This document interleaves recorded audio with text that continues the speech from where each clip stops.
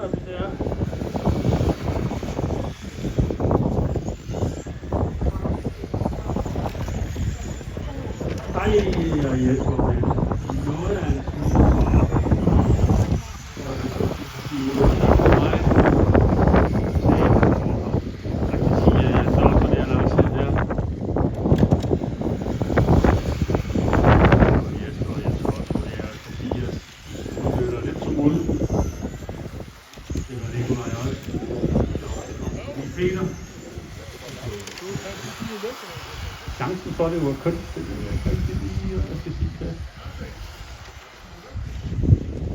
Hun får en Jesper vildt bare ikke lave den overhaling. Så må han lægge det pure jo. Okay, Kasper gider heller ikke sådan rigtig at køre. Kasper pure, så giver sig lidt luft der lige for enden af langsiden. Halvvejsmærket er lige nøjagtigt passeret.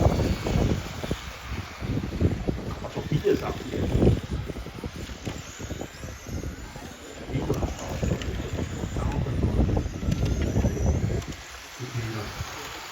Ja, de 2 førerne der langside, 2 hvide biler. Kasper Ruder er der. Mangler en lille smule greb bag, men det går. Det er kønt. Det hurtigste i øjeblikket.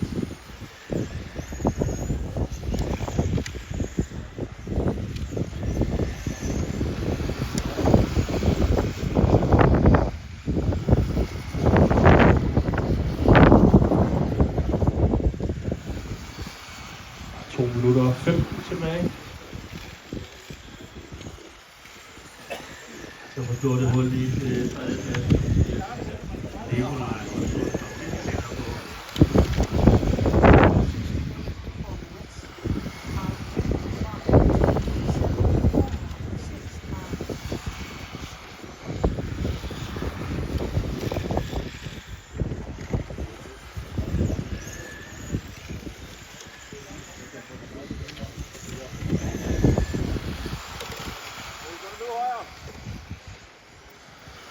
Er det nu? Nej.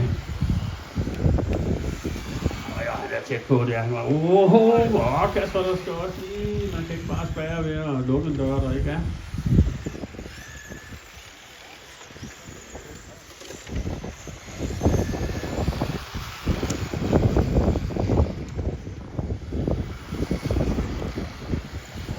Kasper har en lille der fordel lige på enden af langsiden.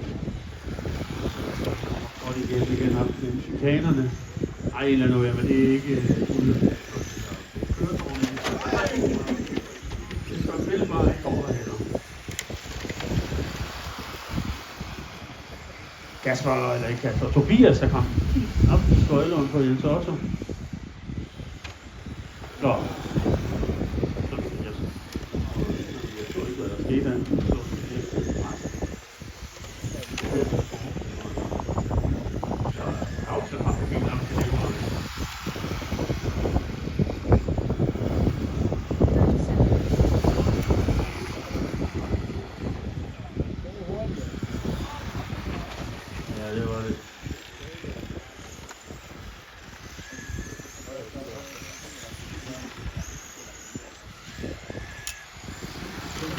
bliver ved med at køre ind til jeg siger, det er færdigt.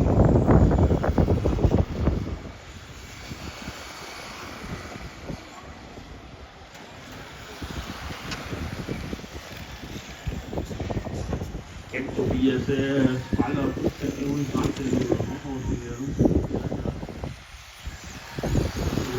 Mangler bare lige at få Kasper og Jesper over målstregen. Men de andre er færdige.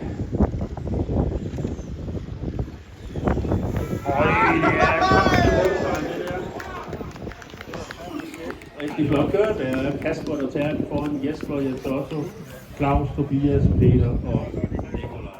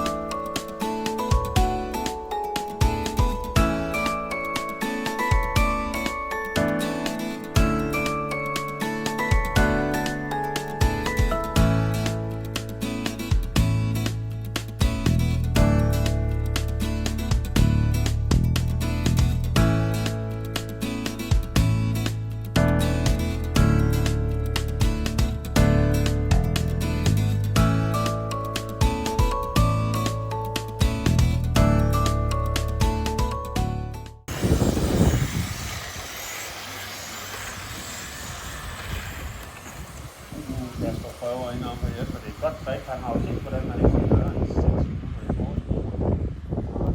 Bagprogranger. Så bliver holder også og lige til at æske.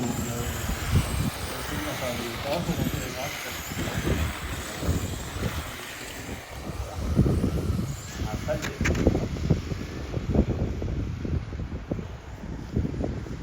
Så vi får en efterfulgt af Peter, Tobias, Kjeld og Claus på fjerepladsen også.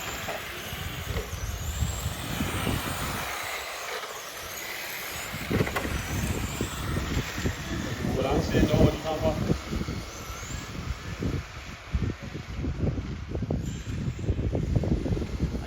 Det er meget flot noget. Men jeg vil godt prøve for.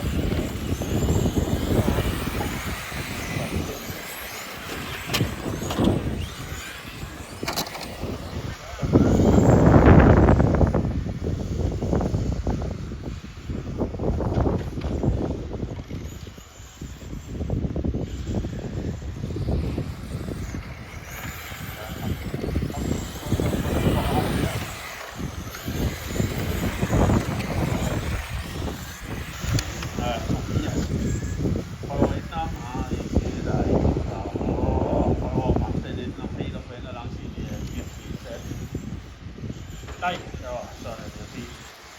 Den er godkendt. Der var ikke den godkendt. Hvad for det så lidt op? Godt hjælpe. Kasper, vi skal se flot overhaling. 2 minutter før 2 minutter kører faktisk. Der skal de tomme i front.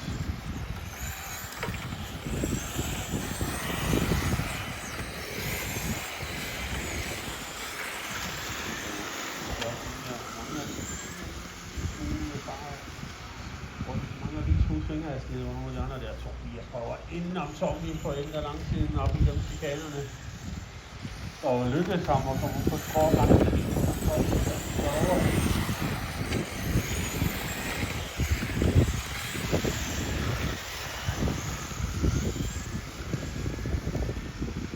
Jeg skal komme forbi Claus og få lagt en lille smule afstand til ham. Jeg skal også have sig lidt op til feltet, så det ikke er rigtig noget farligt endnu. Vi kan køre et halvvejsmærke, så vi her kører. Så Peter. Kasper højre. Claus bagefter.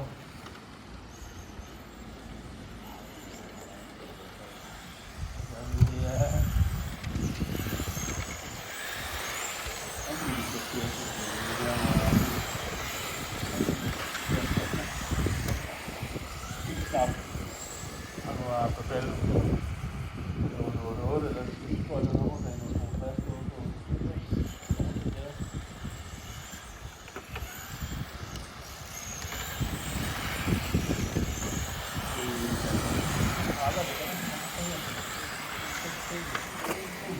Højre, Claus, utrolig heldig højre med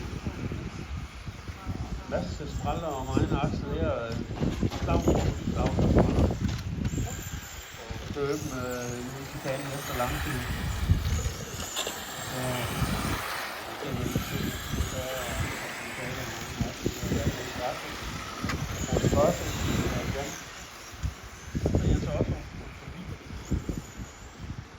Kampen her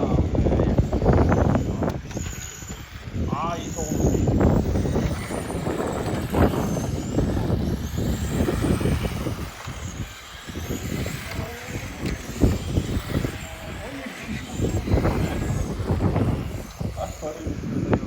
Det er dejligt. De kører noget tæt race. Der bliver ved med det. Nej, højere på køren. Ellers så bliver det godt. Der var lige stoppet op. Højere.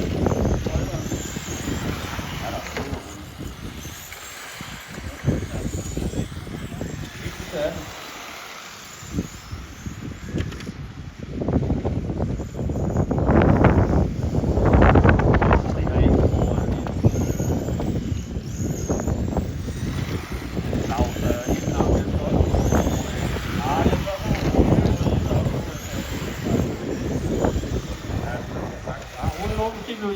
Kom nu. Jeg skal lige hinanden lidt. Pæn over i det, kan man jo ikke afslutte. Nej, det er så godt, at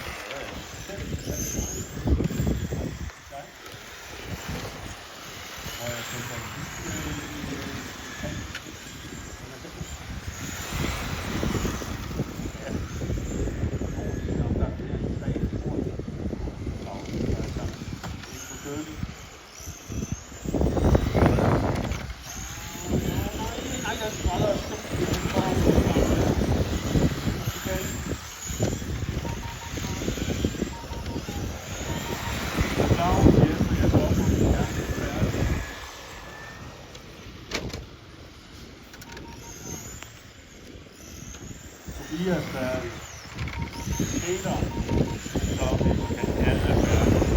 Det er Tobias, der er foran Peter, Tommy, Kasper, Claus, Jesper og 8, 7, 6, 5, 4.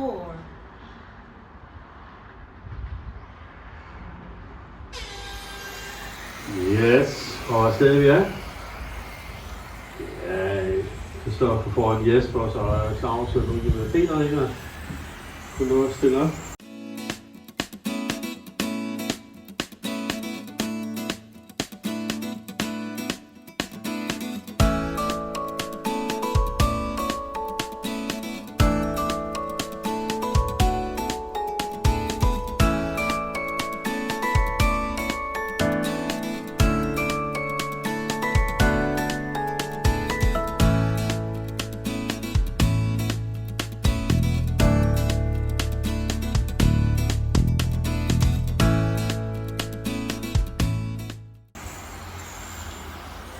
Det er fin start.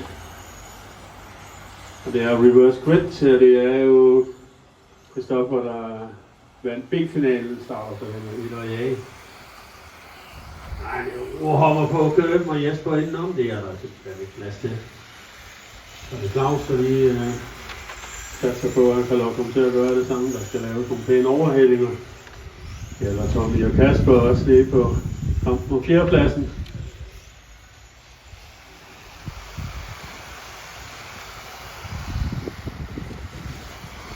Jesper lige med understyret lige på anden langsiden der.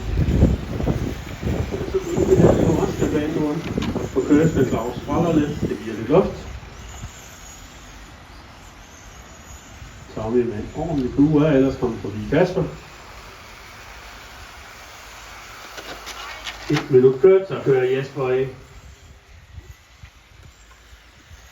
Så han er sådan en næsten større spræller igen, så Tobias, det kunne næsten være noget på bilen.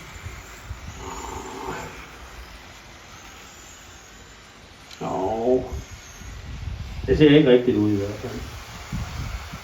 Så har vi Christoffer i front, efterfulgt af Claus, der hopper lidt på køben, Tommy, Kasper, Tobias, og jeg kommer halsende lidt her bagefter.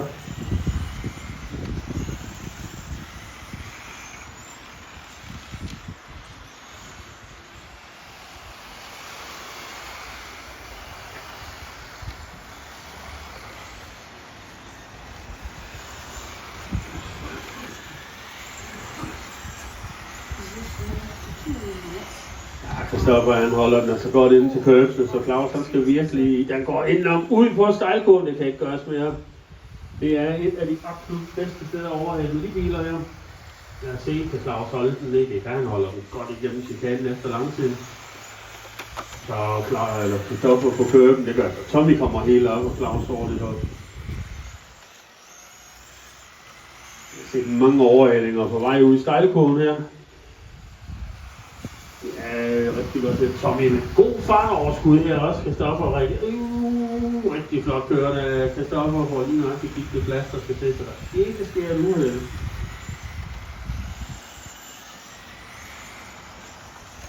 Og vi ser, hvad jeg på fjerdepladen, hvor Kasper altså både på tanden også, så Tommy Christoffer prøver den noget mere foran. Også med fart med ude også, men ikke nok.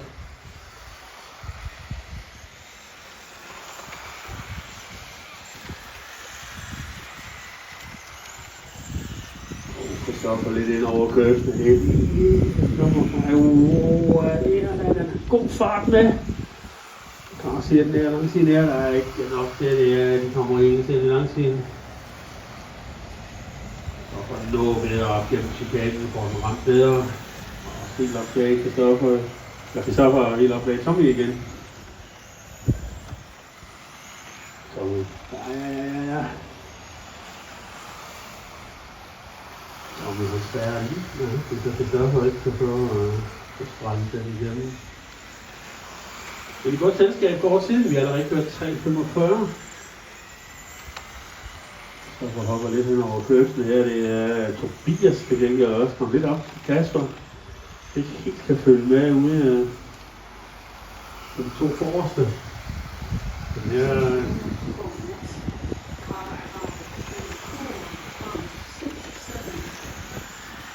Claus hjulpet en lille smule af, at de to andre ligger og kæmper indbyrdes, så han har fået et forspring. Og så lige 1,5 sekund. Det er så Tommy.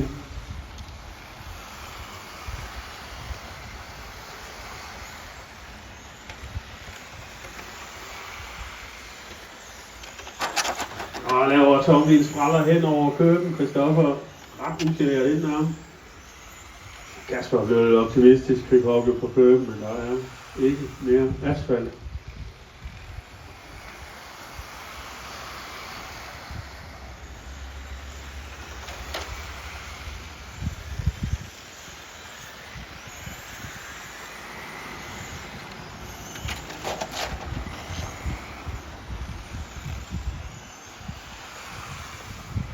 One minute to drive. Og den med Kaspers bil nu.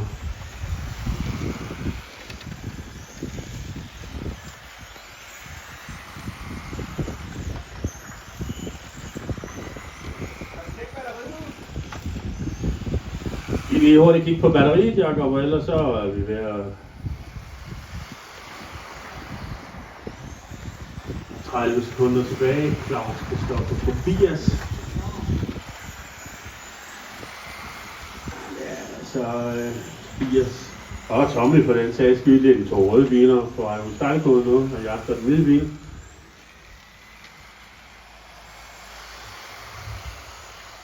Lige noget på. Tobias godt op gennem chikanen her. Ja, Tobias prøver at bremse den ind om Christoffer. Finish the race. Det er sidste omgang, vi er ude på nu. Tommy kan bare være vidne til, at nej, Tobias, for den simpelthen. Da han holdt den, det kan han så stoppe en lille smule op på køben. Det hjælper ham på ingen måde. Nej, på køben igen. Nej, Christoffer, du er mistet. Hvad sker der over målstregen? Det bliver Claus foran Tobias, Christoffer og Tommy. Det er rækkefølgen. Jesper, Kasper og Peter er rækkefølgen. Der er 7, 6, 5, 4. Kan du ikke bede? Sådan. Starten dagens sidste A-finale. Det har været nogle rigtig flotte finaler, synes jeg. Rigtig generelt flot kørsel, dejligt at se.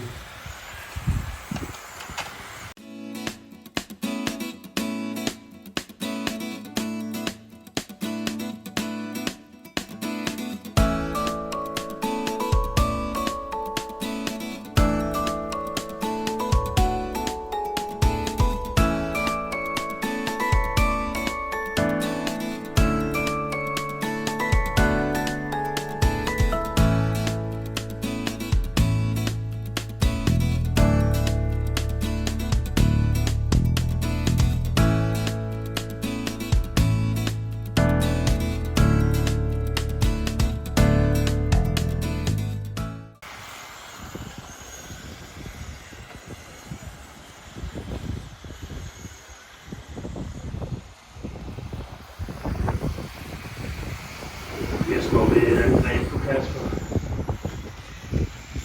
Og det lykkes. Flot overhælling.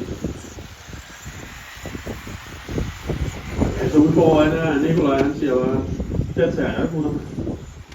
Det skal I ikke tænke over. Han har kørt Kasper. Over på køben, Tommy når lige ikke inden ham. God fart. I Ferrari når han foran. Han får den også drejet fra ham, så det drejer rundt. Så er det 3 Kasper over køben, det var lige ved at gå galt. Christoffer har også rykket op. Tobias, Claus. Så er det godt kørt, Christoffer og Claus. Eller Christoffer og Kasper. Det er sgu lige, har I kørt godt alle sammen. Prøv at se, hvor tæt det går. Ej, hvad er det, mand? Det kan ikke gøre 2 gange, det der. Jeg ved ikke, hvad jeg skal sige. Det er flot. Ej! Jeg aner ikke, hvad skyld det er. Det kan jeg godt sige sådan der. Ja, men jeg ved ikke. Det kan... 1,5 minut kørt, det er det eneste, jeg ved her. Ja, det er altid nogen. Nikolaj front, hvor han er på vej ud i stejlkonen her. Efterfulgt af Jesper, Tommy, Christoffer kommet op på en 4, så har vi fået Tobias. Claus lige i halen.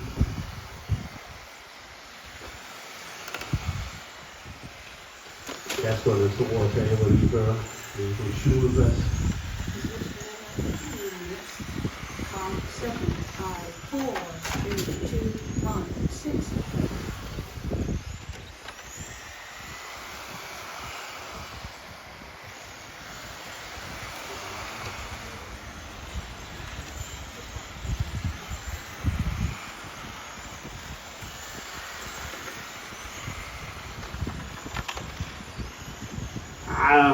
Nikolaj lidt i det, hvad man vil kalde ensom majestæt ude foran. Siger tiderne, det er sgu toppen. 28. Nikolaj 28. Så Jesper, ikke så hurtigt.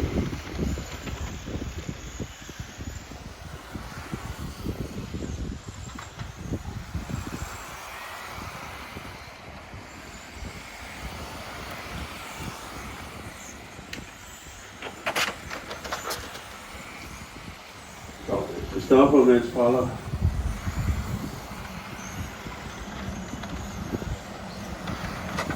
Halvvejsmærke passeret, stadig Nikolaj i front.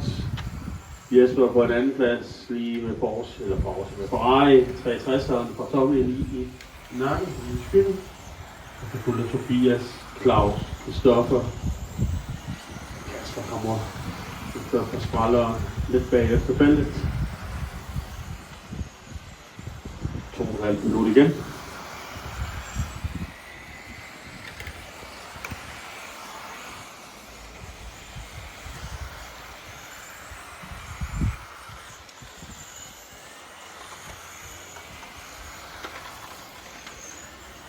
Tommy med nogle rigtig fine linjer, men også Jesper altså også.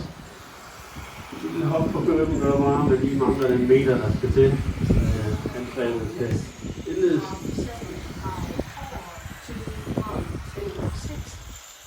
Og det computeren fortæller os, det er stadig Nikolaj fra Jesper, Tommy, Tobias, Claus, Christoffer og Kasper.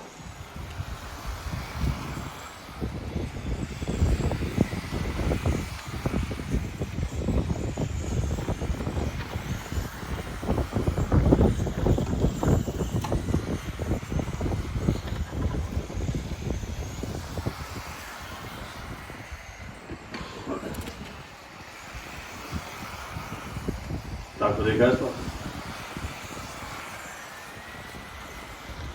Jesper er under pres, men ikke sådan... Jeg tror ikke, han er sjov. Ikke den der laver diamanter i det der, men laver han en spræller, så er Tommy nok. Det er der ikke tvivl om. 1 minute to drive. Det er altså hurtigt, han kører det bil i øjeblikket, 2'eren og 3'eren, men han har noget, der ligner... Det kommer over nu der. 4 sekunders forspring er ikke så meget at være bekymret for. 2, måske 3 opgange tilbage her.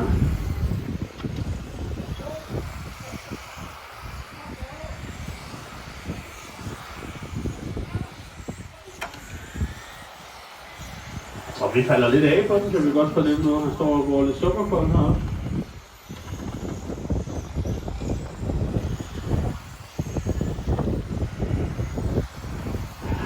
Et halvt sekund til Jesper, og et sekund til Tobias, der kommer halsende her bagefter, hvor de skal ud på sidste omgang nu her. Det er der ikke råd til engang her, som Tobias var vant til at køre 1-5, så de her små 6 minutter sige, det tæller ikke. Så er det nu, Tobias, hvis vi kigger, han har simpelthen lagt. Det stopper og er færdig. Nej, Tobias, du har sgu ikke for helvede med. Ja.